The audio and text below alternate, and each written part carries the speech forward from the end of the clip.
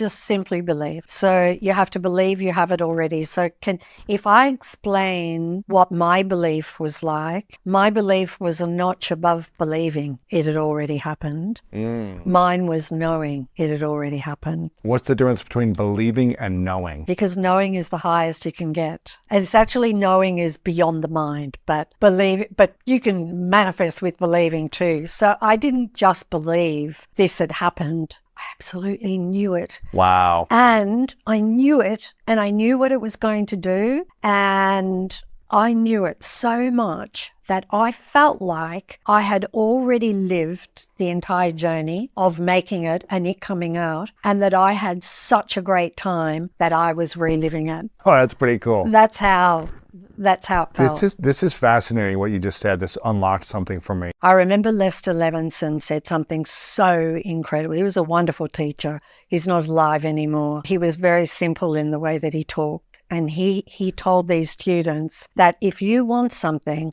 I could lock you up in a room and padlock that room, and you ask for that, and you know you have it, right? You know you have it now, and it will come. Really? Yeah, it will come, and nothing in this world can stop it. You have to believe you have it already. Uh-huh. You've just got to. You believe you have it already, it manifests. Simple as that. You got to have it like your name. You've got to have it like they're your feet and your hands. Like no separation between you and it. You know, if you have something like your home or the clothes that you're wearing, like there isn't a separation for you about those. They're one with you. Mm-hmm. That's what it's got to be like. Like you already have it. Like I already have that house. I already have that car. I already have that company. I already have that promotion. Yeah, I already have it. I can feel it. I see it in my mind. And that's all you have to do. I think Bob Proctor would say, see it in your mind and hold it in your hand. That's true. Be very clear on what it is that you want. Spend 5 minutes sitting down and visualizing those things being true, and then give gratitude for that. Like see it, feel it in your body, taste it in your mouth, hear it in your ears. Completely immerse yourself in that for 5 minutes, longer if you can. And then just be so grateful for all of that. Essentially what you're doing is moving your brain from a fear state to a trust state. And that is the gateway to making these changes. One of the fastest ways to create something in your physical reality is to reverse the normal process by which we create things. Usually we create things first by thinking about it. I think I'll go to that party. And then we say something about it, as in, Matilda, I'm coming to your party tonight. And then we do something about it, as in showing up at the party. That's generally how we produce things in our reality. In fact, everything in this room was once a thought. There is nothing that was not once a thought in someone's mind somewhere. But if you want to really play tricks with the universe and create magic with the stuff of life itself, reverse the thought, word, deed paradigm. Turn it upside down and start with the deed. That is to say, act as if. If you want to experience abundance, be abundant and do as abundance does. If you have only $5 left to your name, go to a store and get them made into singles. Take 5 singles and walk down the street and give a single to each of 5 people who have even less than you do. And by the way, you will find those people very easily. Act of closing your eyes and rehearsing who you're going to be when you open your eyes begins to install neurological hardware in your brain to look like you've already done it. Now the brain, which is typically a record of the past, now becomes a map to the future. And if you keep doing it, the hardware begins to become a software program and you start behaving differently. And then if you can teach your body emotionally what the future will feel like, that means then you're not going to wait for your wealth to feel abundant or your success to feel empowered or your new relationship to feel love. In fact, the moment you start feeling abundant, you're generating wealth. The moment you start embracing empowerment, you're stepping towards your success. The moment you're in love with yourself and you're in love with life, you start creating equals in your life. Now that's causing an effect in your life. What most people do is they say, I want the new house, the new car, the new relationship, and then they visualize that. But when they visualize it, they never get in touch with how it would feel if it happened. They're hypnotized into feeling the emotion when it happens. So they may do a little meditation and they open their eyes and their senses say it's not there. Yeah. What do? They experience more lack. Yeah. You have to truly change, then close your eyes, disconnect from the environment, sit your body down, don't get up and do anything. And now teach your body emotionally what that future feels like before it happens. You have to stay in the feeling of that future in order for you to be aligned to that destiny. When there's a vibrational match between your energy and it's synchronized with some potential in the quantum field, you no longer have to go anywhere to get it. You're going to begin to draw events or experience to you, and they're going to come in a way that you cannot predict. Rehearse in your mind who you're going to be when you open your eyes, the things you have to do, the choices you have to make, the steps you have to take, and review them over and over again. You can't go to the future holding on to the biology of your past. Decide what thoughts you can bring to your future. Write them down. Thoughts like, I can't, it's too hard, I'll never change, I'll start tomorrow, what's wrong with me, it's someone else's fault. Decide on what behaviors or actions or unconscious habits you have to change. How do you talk? Do you complain? Do you blame? Do you make excuses? Do you feel sorry for yourself?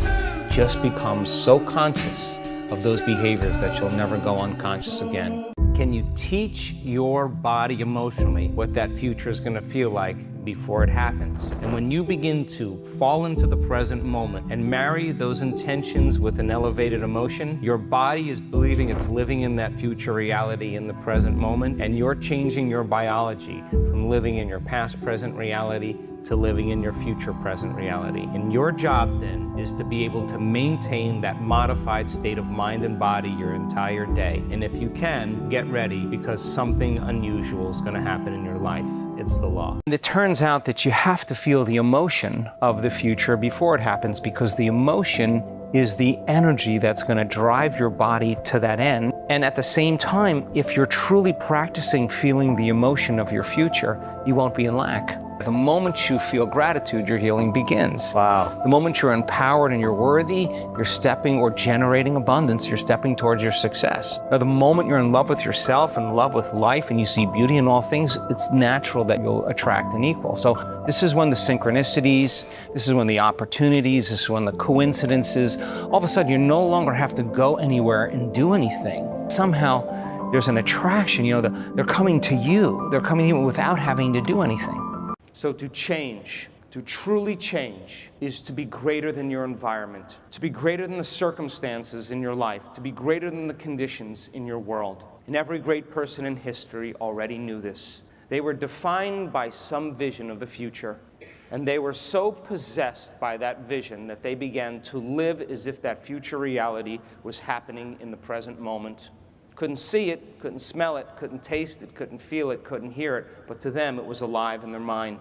So the fundamental question then is, can you believe in a future that you can't see or experience with your senses yet, but you've thought about enough times in your mind that your brain is literally changed to look like the experience has already occurred?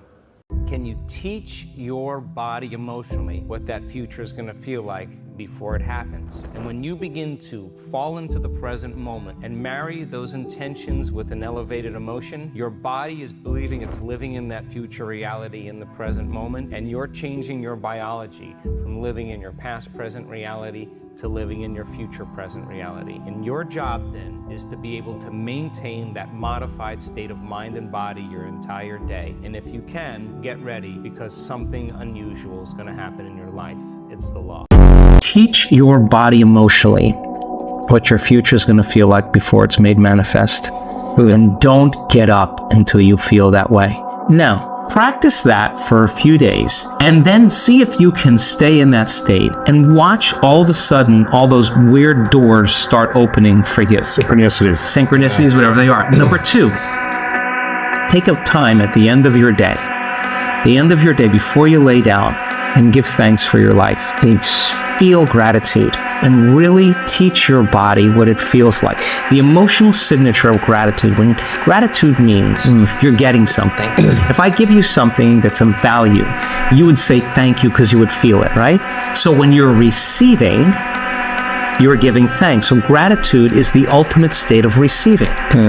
So then people only accept, believe, and surrender to the thoughts equal to their emotional state. So if you're in a state of gratitude, every thought's going to make it right down into your body. If you're saying, I'm healthy, I'm healthy, I'm healthy, I'm wealthy, I'm wealthy, I'm wealthy, and your body's programmed in negativity, it's saying, no, you're not, no, you're not, no, you're not, thought's going to stop right here. So as you elevate your state, there are about 1,200 different chemical reactions that go on in the body that begin to restore and repair the body in a state of gratitude. And so we've done the research to prove that. 10 minutes and just feel it with all of your heart. That's it. Wow. Third thing, and very important, take time, whenever it is, sit down, close your eyes, and begin to just open your awareness to the space around you and just sense it and pay attention to it and become more aware of it. The act of opening your awareness begins to reduce the stress hormones and creates more coherent brainwave states. And I'm doing it right now. And it's just a practice. Yeah. It's just a practice. And the more you do it, the better you get at it.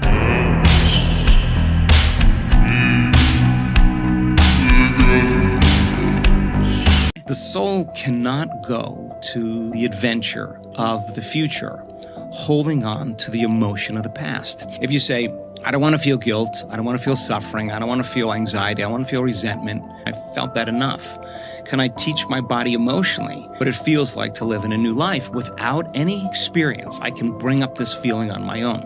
If you keep remembering to feel this way and begin to embrace elevated emotions and you feel differently, feelings are chemicals. And if you keep reproducing the same chemicals over and over again, it's going to be easier for you to feel that way. And if you start thinking differently, you start acting differently, you start feeling differently, then your life begins to change. How would an abundant person think? And before you reach for your cell phone and start scrolling through your social media, close your eyes and rehearse in your mind how that person would walk, how they would breathe, how they would smile, how they would greet people, how they would be on Zoom calls, how would they be in traffic, how would they be at dinner. And the act of closing your eyes and mentally rehearsing the act, if you're truly present, the brain does not know the difference between the real life experience and what you're imagining. In fact, just a little bit of time, you start to install the neurological hardware to look like you already did it. Your brain is literally a supercomputer that's going to follow the directions that you program it with. Your brain simply believes whatever you tell it most. What you repeatedly say to yourself matters. This isn't science fiction, this is science fact. Neuroplasticity. Neurons that fire together, wire together. Your self-talk shapes your brain, which shapes your beliefs, which drives your behavior, which creates your thoughts, your feelings, your experiences, which creates the totality of your reality. The brain believes whatever you tell it most. And whatever you tell it most about you and your experience of time, it is going to create. It has no choice. But guess who does? You do. And you can start to reprogram your brain right now. Click the link in our bio to get access to a tool that will allow you to take control of your self-talk and reprogram your brain effortlessly. Let me give you a little known fact today that will increase your effectiveness in anything you do. Now, while this has long been known by the most successful people of the world, it seems to have escaped the great majority. The secret is to get and hold fast in your mind the mental image of the person you would most like to be. Then, in every situation, you act and talk as you feel that person would. You make the kind of decisions you think that person would. You immediately begin to act with more confidence, and confidence is the first step to accomplishment. As your accomplishments begin to grow, which they most certainly will, real confidence slowly takes the place of the part you've been playing.